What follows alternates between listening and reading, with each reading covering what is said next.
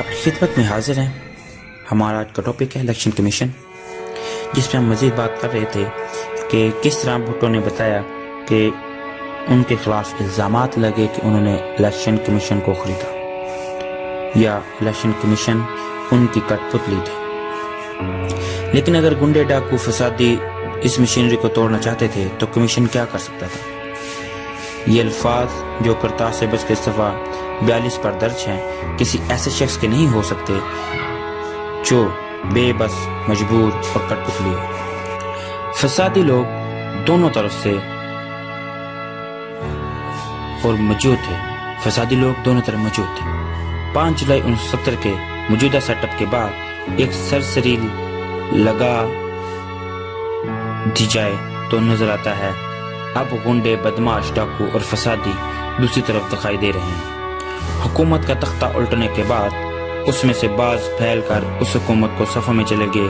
اس وقت کے chief election commission نے جب یہ ریمارکس دیا تھا تو یقیناً ان کے ذہن میں مشین گنوں والے سیاستدان، ایک پیسوں کا تاجر، وزیر اعلیٰ اور ایک نیلی داڑھی موجود تھی. تباہی اور مصیبت کے اپنے ہی چہرے ہوتے ہیں. دونوں طرف کے ان گنڈوں، ڈاکوں اور بد معاشوں نے خواہ کتنا ہی نقصان پہنچایا تھا، تاہم یہ کسی طرح جائز نہ تھا کہ ڈراکولا کی فوجی حکومت الٹنے والی طاقت کو دعوت دی جاتی. یہ نقصان اتنا معمولی تھا کہ اپنی ایک اور پریس کانفرنس منعقدہ 16 اپریل 1970 میں چیف الیکشن کمیشن نے وعدہ کیا کہ یہ سب کاٹ کباڑ 6 ماہ میں صاف کر دیا جائے گا. اس بات کا اظہار کرتار سے بچ کے صفحہ 259 پر ہوا ہے.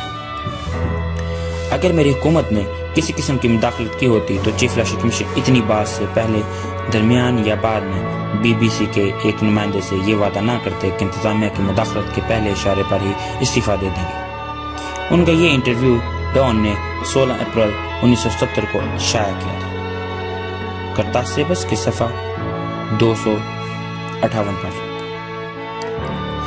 میری حکومت کا تختہ الٹنے کے بعد 28 نومبر 1970 کو وطن واپسی پر مسٹر جسٹس سجاد احمد خان نے پریس انٹرویو میں سخت الفاظ استعمال کیے، لیکن انہوں نے مجھ پر دھاندلی کا الزام نہیں لگایا. ان کی پریشان حساب کے پیش نظر ان کے سخت الفاظ کا نظر انداز کیا جا سکتا ہے.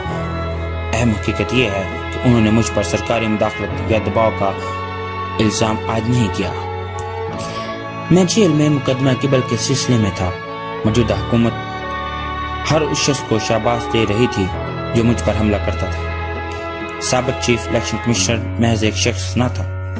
مسٹر سجاد احمد خان نے جو پریس کانفرنس کی اور جو کرتار سے بچ کے صفحہ 331 صفحہ 321 میں درج ہے، اس سے نظر آتا ہے کہ انہوں نے الزام لگانے والی انگلی امیدواروں کی طرف اٹھائی.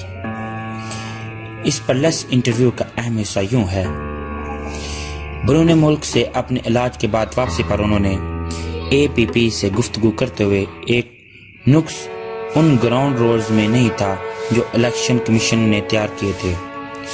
کوئی رقیقہ فروغزاش نہیں کیا گیا کہ انتخابات منصفانہ اور آزادانہ ہوں.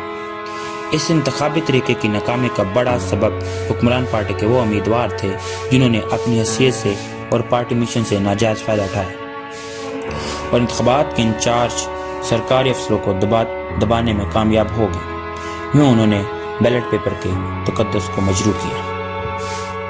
انہوں نے کہا، میں کسی تضاد کے خوف کے بغیر یہ بیان دیتا ہوں کہ کسی بھی وقت خواہ میں صدر اور وزیر اعظم تھا یا اس کے بعد جب میں جیل میں پھانسی کی کوٹری میں ہوں، سابق الیکشن کمشنر جس سے سجاد احمد خان نے ذوالفقار علی بھٹو یا اس کی حکومت پر یہ الزامات نہیں لگائے. پہلا، سرکاری مداخلت. دوسرا، سرکاری دباؤ. تیسرا، سرکاری دھاندلی. چوتھا، سرکاری دھمکیاں وغیرہ. یہ عجیب بات ہے کہ سرکاری دھاندلی پر مبنی اس تجاوزات کے مرتبین نے ان سے بیان لینے کی ضرورت محسوس نہیں کی. ان کے نام بیانات سنی سنائی باتوں پر مبنی تھے.